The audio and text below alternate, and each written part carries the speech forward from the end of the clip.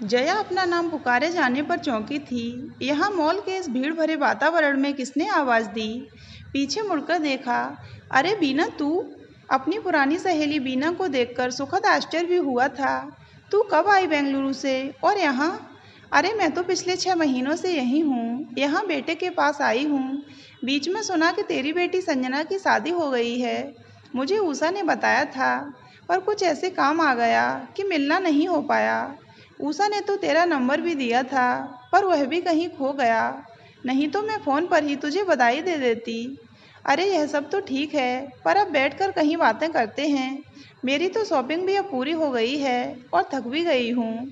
कहते हुए जया उसे कॉफ़ी शॉप की तरफ ले गई। हाँ, तो अब यहाँ बैठकर इत्मीनान से बात कर सकते हैं। वो तो मैं देख ही रही हूँ। लगता है कि बेटी की शादी के बाद तू भी अब काफ़ी रिलैक्स फील कर रही है। बीना के कहने पर जया को हंसी आ गई थी। शायद तू ठीक ही कह रही है। फिर कॉफ़ी की चुस्कियों के साथ देर तक बातें चलती रहीं। वैसे दिल्ली में शादी का इंतजाम था। दोनों परिवार के लोग वहीं इकट्ठे हो गए थे। एक बड़ा रिजॉर्ट बुक करा लिया था। अब संजना और सुकांत अपनी पसंद से शादी कर रहे थे, तो जैसा उन्होंने चाहा वैसा ही इंतजाम कर दिया था। ठीक किया तूने। बीना ने भी हाँ में हाँ मिलाई। जया, मैं सोचती हूँ कि अगर लड़का लड़की अपनी पसंद से शादी कर लें तो हम लोग कितनी परेशानियों से बच जाते हैं। अब हमारी पीढ़ी के बाद कितना अंतर भी तो आ गया है। हमारी पीढ़ी में जब माता पिता सब कुछ तय करते थे, तब हमें पता भी नहीं होता था कि कैसी ससुराल होगी, पति का स्वभाव कैसा होगा, कैसे हम एडजस्ट करेंगे। कितनी तरह की आशंकाएं थीं, हमें भी और हमारे माता पिता को भी। पर अब बच्चे जब एक दूसरे को अच्छी तरह समझकर शादी का निर्णय लेते हैं, तो बच्चों के साथ माता पिता भी सुकून का अनुभव करते हैं। जया ने भी तब एक संतोष की सांस लेते हुए कहा था, तू ठीक कह रही है बीना, मैं बहुत कुछ ऐसा ही अनुभव कर रही हूँ। देर तक गपशप करके जब जया घर लौटी, तो उसके दिमाग में बीना की कही बातें ही गूंज रही थीं। लाया हुआ सामान करीने से जमाया, खाना तो सुबह ही बना लिया था, तो अब कोई जल्दी नहीं थी। कुछ फल काट कर प्लेट में लेकर वह बालकनी में आ गई। नीचे लॉन में कॉलोनी के बच्चे खेल रहे थे। सांझ का अंधेरा अब गहराने लगा था, पर सब कुछ देखते हुए भी जया अपने ही ख्यालों में खोई हुई थी। सचमुच एक सुकून मिला है उसे संजना की शादी के बाद। इंजीनियरिंग करके जब वह एमबीए करने दिल्ली गई, तभी उसकी मुलाकात सुकांत से हुई थी। फ़ोन पर 2-4 बार उसने जिक्र भी किया था। फिर दिल्ली में सुकांत से मिलवाया। माँ, हम लोग शादी करना चाहते हैं। सुनकर वह और पति राकेश दोनों ही चौंक गए थे। राकेश ने फिर कहा भी था, बेटा यहाँ तो तुझे पढ़ाई के लिए भेजा है, शादी के बारे में बाद में सोचना। नहीं पापा, बहुत सोच कर ही मैं और सुकांत इस निर्णय पर पहुँचे हैं, और अब हम लोग मैच्योर हैं, अपने निर्णय ले सकते हैं। ठीक है, पहले पढ़ाई करो मन लगाकर। फिर अगर पढ़ाई पूरी करने के बाद भी तुम लोगों का यही निर्णय रहा, तो हमें कोई आपत्ति नहीं होगी। पर शादी ब्याह का निर्णय जल्दबाजी में लेना ठीक नहीं है। जया ने यह कहकर बात समाप्त कर दी थी। वैसे सुकांत उसे भी ठीक ही लगा था, परिवार भी भला था। अब बच्चों की यही मर्जी है तो यही सही। फिर भी पूरे साल उसे यही लगता रहा कि संजना दिल्ली में हॉस्टल में अकेली रहती है, कहीं बीच में कोई गलत कदम न उठा ले। जल्दी उसकी पढ़ाई पूरी हो तो शादी करके हम भी निश्चिंत हों। अच्छे नंबरों से एमबीए की परीक्षा उत्तीर्ण कर ली थी संजना ने। वैसे पढ़ाई में वह शुरू से ही अव्वल रही थी। यहाँ तो बस एक भटकाव की आशंका थी जया को। फिर दोनों परिवारों ने मिलकर सारी योजना बनाई। संजना को यहाँ भी जॉब ऑफर हो गए थे, पर सुकांत को इसी बीच जर्मनी से एक बड़ा ऑफर मिला था। तय यह हुआ कि शादी के बाद संजना भी जर्मनी जाएगी। सोचते हुए जया अपने ख्यालों में इतनी खो गई थी कि अब याद आया, फलों की प्लेट तो तब से स्टूल पर वैसी ही पड़ी है। प्लेट उठाते ही मन फिर कहीं दौड़ गया था। शादी के बाद संजना बेहद खुश थी। दोनों की जोड़ी लग भी बहुत सुंदर रही थी। सिंगापुर घूमने गए तो वहाँ से भी संजना ने ढेरों फोटो भेजे थे और मोबाइल पर सारी जगहों का वर्णन करती रही। अरे तुम लोग आराम से अपना टाइम साथ बिताओ, बातें तो बाद में भी हो जाएंगी, जया ने फ़ोन पर हंसकर कहा भी था। फिर हनीमून से आते ही उन लोगों की जर्मनी जाने की तैयारी शुरू हो गई थी। फ्रैंकफर्ट में एक छोटा सुंदर सा फ्लैट मिल गया था। माँ, अब तुम और पापा भी इधर आने का प्रोग्राम बनाओ। हाँ हाँ, आएंगे। पहले तुम लोग तो अच्छी तरह सेट हो लो। बेटी का बचपना अब तक गया नहीं है। जरा सी बात पर खुश और कुछ मन लायक नहीं हुआ तो नाराज भी तुरंत। जया को सोचते ही फिर हंसी आ गई। अरे मोबाइल पर मैसेज आ रहा है। हाँ संजना का ही तो है। माँ तुझे मेल किया था। अरे मेल खोला, कुछ घर के फोटो थे, फिर लंबी दिनचर्या का वर्णन था। माँ सुकांत ने अब ऑफिस ज्वाइन कर लिया है। मैंने भी कई इंटरव्यू दिए हैं पर अब तक कोई जवाब नहीं आया है। क्या मेरी लाइफ अब चौके चूल्हे में ही सिमट कर रह जाएगी? ओफो, यह लड़की भी। जया के मुंह से निकला था। जरा भी धैर्य नहीं है। अब इंटरव्यू दिए हैं तो कुछ समय तो लगेगा ही। सुकांत अच्छा जॉब कर तो रहा है पर नहीं, यह नई पीढ़ी भी बस। सोचते हुए जया फिर घर के कामों में लग गई थी। थोड़ा समझा कर ईमेल का जवाब भी भेज दिया था। फिर कुछ दिनों बाद सुकांत का भी मेल था। माँ जर्मनी में यहाँ की भाषा सीखना भी बहुत ज़रूरी होता है। मैंने संजना को भी भाषा की क्लास ज्वाइन करवा दी है। चलो ठीक है, व्यस्त रहेगी तो कम सोचेगी, जया के मुंह से निकला। पर उस दिन उसका फ़ोन आने पर वह चौंक गई। माँ मैं अगले हफ्ते इंडिया आ रही हूँ। अरे इतनी जल्दी, अचानक कैसे? सब ठीक तो है। सुकांत भी आ रहे हैं क्या? जया तो एकदम हड़बड़ा ही गई थी। नहीं माँ, मैं अकेली ही आ रही हूँ। और तुम इतना घबरा क्यों रही हो? मेरा आना अच्छा नहीं लग रहा क्या? नहीं बेटा, ऐसी बात नहीं है। पर तेरी जॉब का क्या हुआ? अब जब आऊँगी तब और बातें करेंगे, कहकर बेटी ने फ़ोन ही रख दिया। जया फिर उलझनों में घिरने लगी। ये लड़की भी बस पहेलियां ही बुझाती रहेगी। अब जब आएगी तब पता चलेगा कि अचानक यहाँ आने का प्रोग्राम क्यों बन गया। जया के लिए यह पूरा हफ्ता काटना मुश्किल हो रहा था। यह तो अच्छा था कि पति आजकल अपने कारोबार के सिलसिले में लंबे टूर पर थे, नहीं तो और सवाल करते। बेटी ने यह भी तो नहीं बताया कि कब कौन सी फ्लाइट से आ रही है। एयरपोर्ट पर किसी को भेजना तो नहीं है। जया अपने ही प्रश्नजाल में उलझती जा रही थी। उस दिन सुबह सुबह जब वह चाय बना रही थी तब दरवाजे की घंटी बजी। दौड़कर दरवाज़ा खोला। माँ कहते हुए संजना उससे लिपट गई थी। संजू कैसी है तू? अचानक इस तरह आकर तूने तो मुझे चौंका ही दिया। वही तो माँ, मैं ऐसी ही तो हूँ, हमेशा आपको चौंकाती रहती हूँ। संजना ने फिर मजाक किया था। चल अब अंदर चल, मैं चाय ही बना रही थी। सूटकेस और बैग उठाकर संजना अंदर आ गई। अरे घर तो आपने काफ़ी व्यवस्थित कर रखा है। अलमारी में सजे अपने और सुकांत के फोटोग्राफ पर नज़र डालकर उसने फिर माँ की ओर देखा था। और बताओ माँ, क्या खिला रही हो? मुझे तो जोरों की भूख लग रही है। फ्लाइट में अभी कुछ नहीं खाया। अब जो कहेगी वही बना दूंगी, पहले चाय तो पी, कहकर जया चाय के साथ कुछ हल्का नाश्ता ले आई थी। चाय के साथ भी संजना ने बस अपनी फ्लाइट की और जर्मनी के सामान्य जीवन की बातें कही थीं। जया जानने को उत्सुक थी कि आखिरकार यह अचानक यहाँ आने का प्रोग्राम क्यों बन गया। ठीक है, शायद अपने आप ही बताए। फिर भी उसकी चिंता कम नहीं हो पा रही थी। खाना खाकर फिर संजना गहरी नींद में सो भी गई थी। जया ने चुपचाप उसके बिखरे सामान को व्यवस्थित किया। पता नहीं क्या सोच कर आई है यह लड़की। अगर कुछ ही दिनों के लिए आना था तो इतने बड़े 2 सूटकेस और बड़ा सा बैग लाने की क्या ज़रूरत थी। फिर शाम को उसने संजना को अपने पास बैठाते हुए पूछा, हाँ अब इत्मीनान से बता, सब ठीक तो है ना?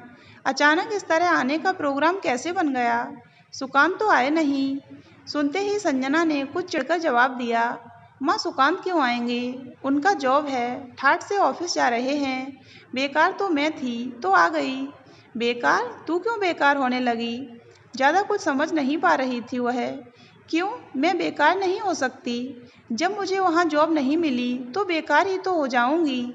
और बेकार वहाँ बैठकर क्या करूँगी, इसलिए यहाँ आ गई।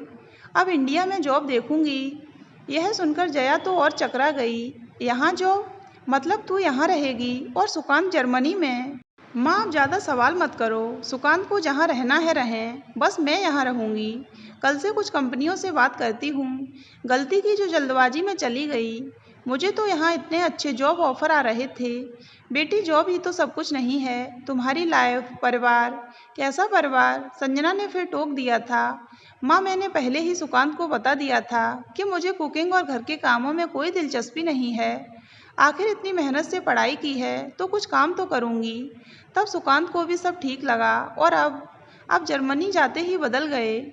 मैं सुबह शाम खाना बनाऊं, घर व्यवस्थित करूं, सब काम करूं। क्यों? क्योंकि जॉब तो मेरे पास है नहीं और सब करूं तब भी सुकांत की फटकार सुनूं। घर क्यों अस्त व्यस्त है, खाना बिल्कुल बेस्वाद है, रोटियां कच्ची हैं, सब्जी जल गई है, यह ठीक नहीं, वो ठीक नहीं। आखिर यह सब सुनने के लिए तो मैं नहीं गई थी उनके साथ, नहीं इसलिए शादी की थी। संजना जैसे आवेश में थी। जया ने शांत करने का प्रयास किया। जया बोली, बेटी तुम दोनों ने सब कुछ देख सुनकर ही तो शादी का फैसला लिया था, तो अब इतनी जल्दी किसी निर्णय पर पहुंचना। हाँ फैसला लिया था, अपनी गलती को भी तो मैं ही सुधारूंगी, मैं ही ठीक करूंगी, और कौन करेगा। जया समझ नहीं पा रही थी कि क्या कहकर समझाए बेटी को। ठीक है अभी आवेश में है, 2-4 दिन बाद बात करूंगी, सोचकर चुप रह गई थी। 2-4 दिन भी फिर ऐसे ही निकल गए थे। कंप्यूटर पर पता नहीं क्या क्या टटोलती रहती है यह लड़की, क्या जॉब सर्च कर रही है, आजकल बात भी तो बहुत कम कर रही है। उस दिन जया ने पूछ ही लिया, सुकांत से बात की? क्यों, मैं क्यों करूं बात? संजना का तीखा उत्तर। अरे अपने यहाँ पहुँचने की सूचना तो दे देती, जब सामने वाले को ज़रूरत नहीं तो मैं क्या बात करूं? संजना का दो टूक उत्तर। देख बेटा, उस दिन मैंने तुझसे कुछ नहीं कहा था, पर अब सुन, शादी ब्याह कोई गुड्डे गुड़ियों का खेल नहीं है, और इस प्रकार लड़ने झगड़ने से दूरियां बढ़ती हैं। हमें थोड़ा बहुत एडजस्ट भी करना होता है, नहीं तो शादी टिकेगी कैसे? न टिके, मुझे कोई परवाह नहीं, मैं क्यों एडजस्ट करूं? सुकांत का क्या कोई फर्ज नहीं बनता?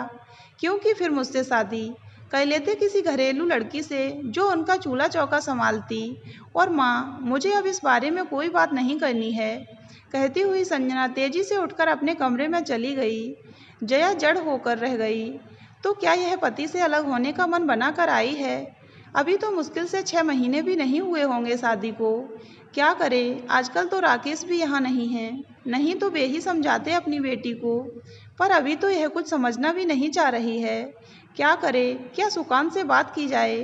पर बात क्या करे, पहले यह खुलकर तो बताए कि चाहती क्या है, क्यों अचानक इस प्रकार यहाँ आ गई। जया का जैसे दिमाग काम ही नहीं कर रहा था। बेटी खुद समझदार है, अपने निर्णय लेना जानती है, कोई फैसला उस पर थोपा भी तो नहीं जा सकता। उस रात ठीक से सो भी नहीं पाई थी। रात भर लगता रहा कि कहीं कोई गलती उससे हो गई है। ठीक है, बेटी की पढ़ाई पर तो ध्यान दिया, पर शायद जिंदगी के व्यावहारिक ज्ञान की शिक्षा वह नहीं दे पाई। उसे अपने विवाह के शुरुआती दिन याद आ रहे थे। उसकी शादी तो माता पिता की मर्जी से हुई थी। ससुराल में नन्हें जो हर काम में नुक्स निकालती रहती। राकेश तो अपने काम के सिलसिले में अक्सर बाहर ही रहते, पर उसे अपनी माँ की सीख याद थी, धीरे धीरे अपने व्यवहार से तुम सबका मन जीत लोगी। और फिर हुआ भी यही था। साल भर के अंदर ही वह अपनी सास की चहेती बहू बन गई थी। नन्हें भी अब लाड़ करने लगी थीं। पर यहाँ तो संजना और सुकांत पहले से ही आपस में अच्छी तरह परिचित थे। ससुराल का भी कोई दखल नहीं। फिर भी दूसरे दिन संजना ने ही फरमाइश की थी, माँ कुछ अच्छा खाना बनाओ ना, यह क्या रोज वही दाल रोटी। हाँ आज कचौड़ी बना रही हूँ, सुकांत को भी पसंद थी ना। जया के मुंह से निकल ही गया था, माँ मेरी भी तो कोई पसंद हो सकती है या नहीं? संजना का आक्षेप भरा स्वर। नहीं बेटे, मेरा यह मतलब नहीं था। अच्छे खाने का सभी को शौक होता है तो सीख लेना चाहिए। फिर वहाँ विदेश में कोई बात नहीं, मैं कहाँ विदेश जा रही हूँ, संजना ने कह तो दिया था, पर जया देख रही थी कि वह ध्यान से कचौड़ी बनते हुए देख रही है। खाना बनाना कोई बहुत कठिन काम तो है नहीं, और तुम जैसी लड़कियां तो चटपट सब सीख सकती हैं। जया ने उसे और उत्साहित करना चाहा था, पर संजना ने कोई जवाब नहीं दिया। पर हफ्ते भर बाद ही जया को लगने लगा कि बेटी अब कुछ खोई खोई सी रहने लगी है। मोबाइल पर भी पता नहीं क्या टटोलती रहती है।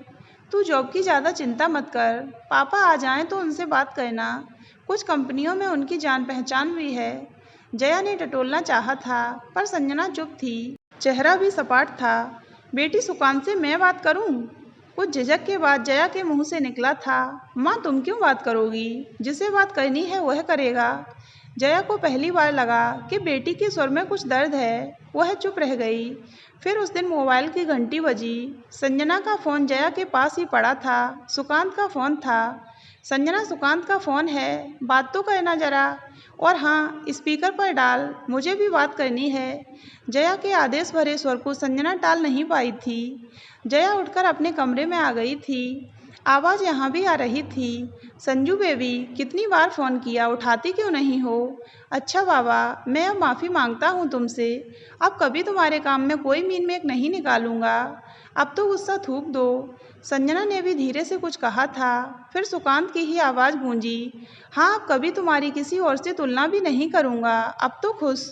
अब जल्दी से लौट आओ, नहीं तो फिर मैं ही पहुँच जाऊँगा। और हाँ, सारी बातों के बीच मैं यह तो कहना ही भूल गया कि तुम्हारे 2 इंटरव्यू कॉल आए हुए हैं। 5 दिन के अंदर ही आ जाओ, टिकट मैं भेज रहा हूँ। सुनो बेबी। कुछ फुसफुसे से स्वर। संजना ने शायद फिर स्पीकर ऑफ कर दिया था, पर जया सब कुछ समझ गई थी। आज इतने दिनों बाद उसे गहरी नींद आई थी। सुबह भी शायद देर तक सोती रही थी। संजना की आवाज़ से ही नींद टूटी थी। माँ उठो, मैंने चाय बना दी है। फिर आपको सुबह की सैर के लिए भी तो जाना है। मेरे आते ही आपकी दिनचर्या बिगड़ गई है। वह फिर संजना के प्रफुल्लित चेहरे को देख रही थी।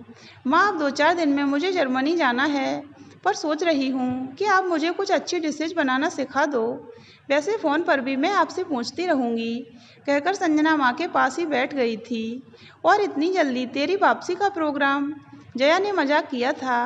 तो मैंने कब कहा था कि मैं वापस जर्मनी नहीं जाऊँगी? आखिर मेरा घर तो वहीं है। आप भी माँ पता नहीं क्या क्या सोच लेती हो। कहते हुए वह माँ से लिपट गई थी। और जया सोच रही थी, यह आधुनिक पीढ़ी भी ना, अब तक तो वह उसे समझ ही नहीं पाई है। पर एक संतोष भरी मुस्कान जया के चेहरे पर भी थी।